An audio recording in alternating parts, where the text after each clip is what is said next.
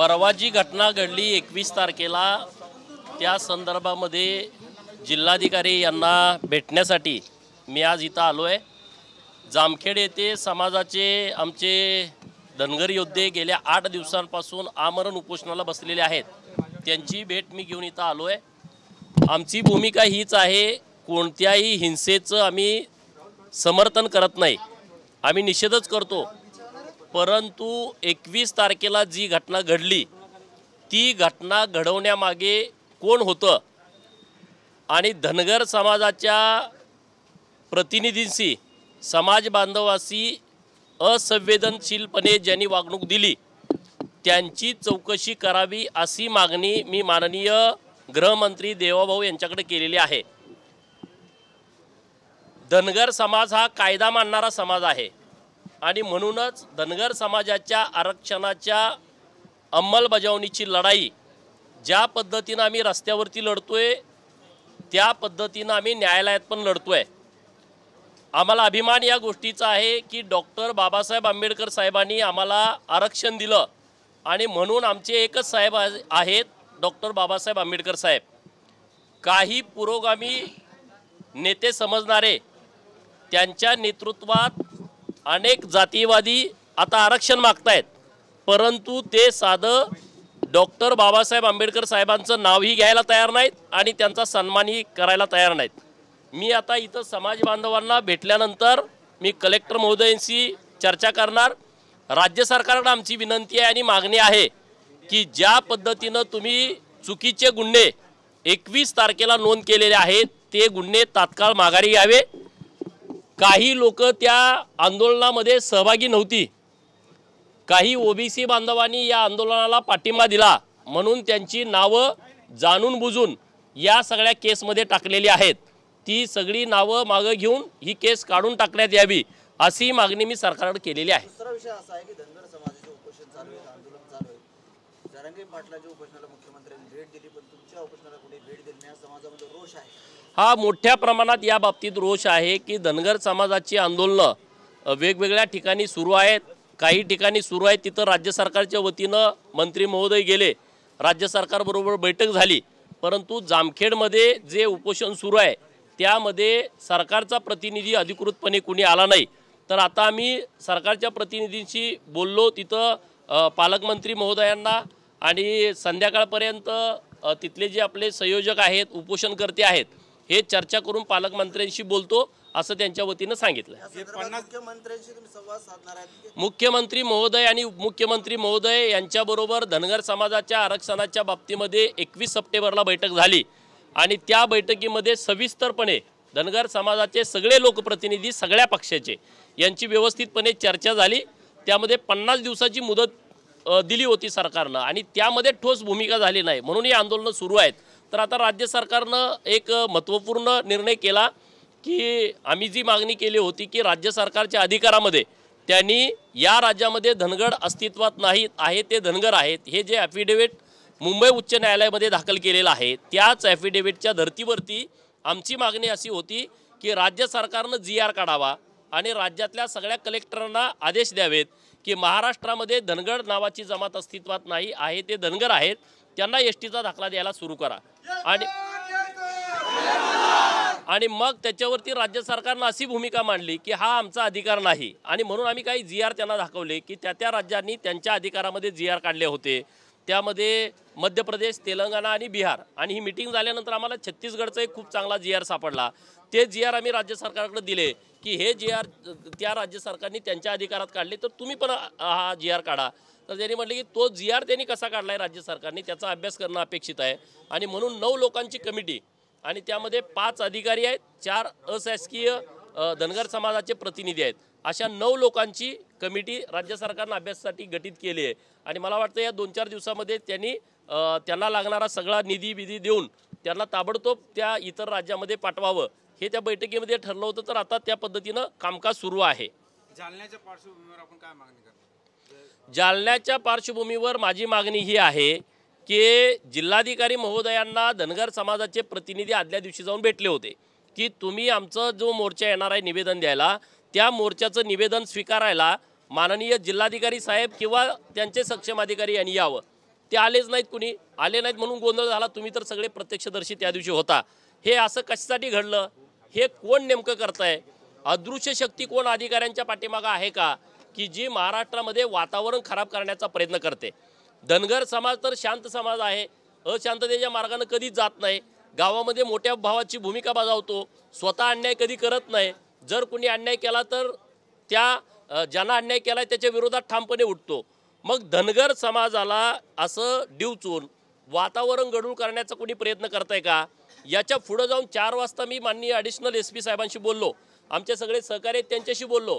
तर additional SP साहेब म्हणले एवढं काय नुकसान नाही आहे, 2-4 कुंड्या फुटलेत आणि एका गाडीचं नुकसान झालं आहे, तर आम्ही किरकोळ केस दाखल करतो, 10 लोकांची नावं द्या. मी माननीय बळीराम तात्या खटके आणि दीपक बोराडे आणि अन्य सहकाऱ्यांशी बोललो की म्हटलं आपल्याला कायद्याप्रमाणे जायचं आहे, तर आपले 10 लोकांची नावं तुम्ही माननीय ॲडिशनल SP साहेबांना द्या. आम्ही 10 लोकांची नावं दिली. 4 वाजल्यापासून हे आमचे सगळे समाज बांधव तिथं बसून आहेत, बसून घेतलंय पोलिसांनी. आणि परत जेव्हा IG आले इथं, IG आल्यानंतर काय किल्ली फिरली की त्यांनी 36 लोकांची नावं घेतली. हे कुणी नावं तुम्हाला दिली? ज्या अधिकाऱ्यानं फिर्याद दाखल केली त्यांच्या समोर मी 100-200 लोक गोळा करतो, त्यामध्ये ते 36 जण असतील, त्यांनी हे ओळखावं की हे मी नावं दिलेले आहेत. म्हणजे यांच्या पाठीमागं कुठली तरी अदृश्य शक्ती आहेत. IGंशी मी फोनवरती बोललो, रात्री शेवटचं 10:26 मी त्यांच्याशी बोललो की तुम्ही चुकीच्या पद्धतीनं 36 लोकांची नावं घ्यायला लागलाय. त्यामध्ये OBC बांधव आहेत की जे त्या जिल्हाधिकारी कार्यालयाच्या ठिकाणी नव्हते, त्यांनी पाठिंबा फक्त दिला होता, यांची नावं पण तुम्ही घेताय. म्हणजे या अधिकाऱ्यांच्या पाठीमागं कुणीतरी अदृश्य शक्ती असावी अशी मला शंका आहे. म्हणून मी राज्याचे गृहमंत्री आणि उपमुख्यमंत्री देवेंद्र फडणवीस साहेबांच्याकडं विनंती केली की यांची चौकशी मुळात जाऊन करा. 50 दिवसाचं अल्टिमेट होतं, आश्वासन दिलं होतं सरकारने आरक्षण मिळण्यासाठी. अजून काय आरक्षण मिळालं नाही. इकडे धनगर समाज या पार्श्वभूमीवर आपण समाज एक सरकारचे घटक आहात, तर आपल्या स्तरावर आपण काय कारवाई करतो? बघा, मी सातत्यानं पाठपुरावा करतोय, समाजी माझा रस्त्यावरती उतरलाय, आंदोलन करतोय, उपोषण करतोय. सगळ्या बाजून आमची लढाई सुरू आहे. दुसऱ्या बाजूला न्यायालयात पण लढाई लढतोय. 8 डिसेंबर, 11 डिसेंबर आणि 15 डिसेंबर 3 तारखा उच्च न्यायालयानं अंतिम सुनावणीसाठी दिलेल्या आहेत. म्हणजे आम्ही न्यायालयामध्ये पण लढाई लढतोय आणि सरकारकडे पण मागणी करतोय की तुम्ही GR काढा. राज्य सरकारनं तात्काळ कारवाई 50 दिवसात करणं अपेक्षित होतं, पण ते झालं नाही. आता उशिरा त्यांनी समिती गठीत केली आहे. तर माझी मागणी त्यांच्याकडे ही आहे, पाठपुरावा आहे की ताबडतोब यांना निधी द्या आणि बाहेरच्या राज्यामध्ये जायच्या सूचना द्या आणि त्यांच्याकडून GR कसा काढलाय. लोकांच्यात पण या बाबतीत संभ्रम आहे की कमिटी स्थापन केल्यामुळे ह्या वेळ काढूपणा करायची काही गरज नाही. या कमिटीचं इतकंच काम आहे, ह्यांनी इतर राज्यामध्ये जाऊन तिथल्या समाजाची माहिती घेणं, त्यांचा अभ्यास करणं याची जरुरी नाही आहे.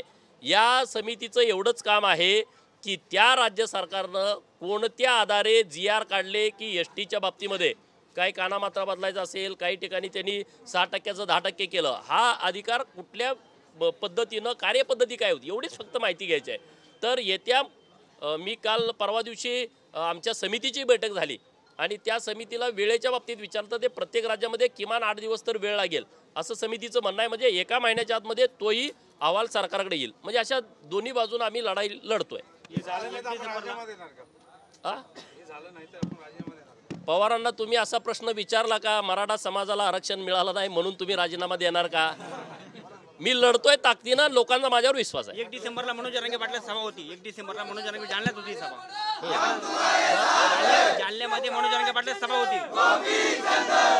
धनगर समाजाला STचं आरक्षण लागू करावं अशी आपली मागणी आहे. पण दुसरीकडे झिरवळ साहेब जे म्हणते त्यांना मला आरक्षण लागू केलं तर ते राजीनामा देतात. बघा, विषय हा नीटपणे समजून घ्या. धनगर समाजाची मागणी ही अंमलबजावणीची आहे. आम्ही STच्या लिस्टमध्ये आहोत 36 नंबरला आणि राज्य सरकारनं ते कबूल पण केलं की धनगर राज्यात अस्तित्वात नाही. आदिवासी जमातीमध्ये 45 जमाती आहेत या राज्यामध्ये आणि त्यातल्या 33 जमातीला दाखलाच दिला नाही. मी तुम्हालाही माझ्या पत्रकार मित्रांना विनंती करतो, आवाहन करतो की फक्त 12 जमाती आदिवासी जमातीतल्या हे 45 जमातीचं आरक्षण लाटतायत. 1,05,00,000 आदिवासींची जनसंख्या 2011च्या जनगणनेनुसार महाराष्ट्रात आहे. 1,05,00,000 जनगणनेच्या हिशोबानं या राज्यामध्ये 25 आमदार आणि 4 खासदार निवडून जातात. हे जे 12 आदिवासी जमाती या महाराष्ट्रामध्ये राजकीय, शैक्षणिक आणि नोकरीतलं आरक्षण खात आहेत, त्यामध्ये हे जिरवळ पण आहेत ही सगळी लोक. तर ह्यांनी बाकीच्या 33 आदिवासी जमातीवरती अन्याय केलेला आहे. त्या 33 आदिवासी अन्यायग्रस्त जमातींना आरक्षण मिळालं पाहिजे आणि त्या सगळ्या जमातीचा धनगर आरक्षणाला पाठिंबा आहे. त्यामुळं कुणी कसलाही गोंधळ करायची आवश्यकता नाही.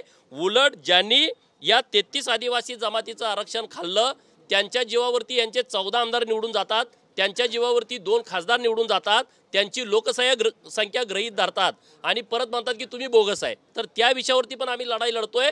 त्यामुळं धनगर समाजाची जी मागणी आहे ती संविधानिक मागणी आहे, कायद्याप्रमाणे मागणी आहे आणि आमची मागणी नव्यानं समावेश करा असे नाही आहे. आमची मागणी आम्ही एसटी मध्ये आहोत, अंमलबजावणीची मागणी आहे. कोणाला काय वाटतंय यापेक्षा कायद्याप्रमाणे काय चालतंय त्याच्यावरती आमचा विश्वास आहे.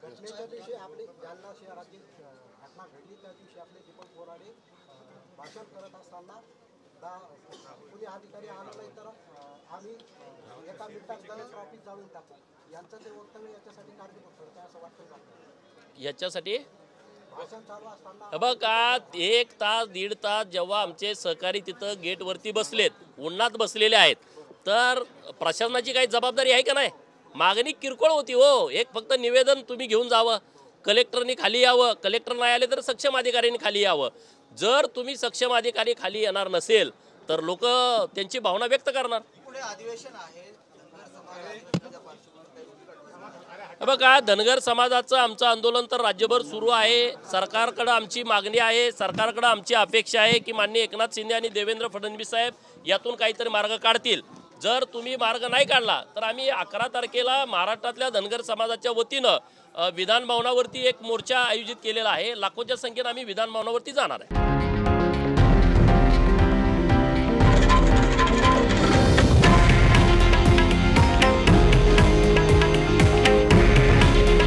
हे आहे देशातील नंबर 1 न्यूज नेटवर्क आणि आपण पाहत आहात TV9 मराठी. काळजी तुमची, हित महाराष्ट्राचं.